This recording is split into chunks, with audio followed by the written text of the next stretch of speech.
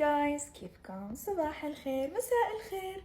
مثل ما شايفين شعراتي كيف صايرين هيك عاطين. خلوني اورجيكم اياها من ورا بس قولوا ما شاء الله.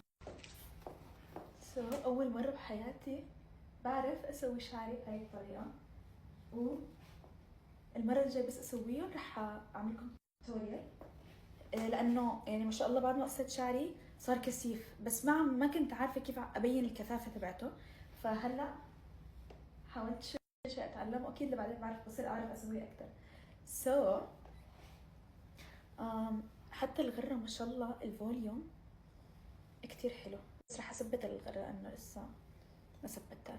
هلا ماما بس شافتني هيك عم بلعب بالغرة بدها تذبحني لانه بضلت تقلي اتركي شعرك. اوكي عنا حفلة ورايحين، كتير متحمسة ورح اورجيكم الاوتفيت. الاوتفيت عبارة عن هاي البلوزة وهذا البنطلون اللو ويست، ما حبيت كتير البس هاي ويست، شوز اسود، هاي الشنطة السيلفر بما انه هدول سيلفر بالبلوزة، فيمكن هاي اول مرة بلبس سيلفر، حتى الحلا سيلفر. والميك اب كالعادة حبيت اعمله هيك سيمبل مشان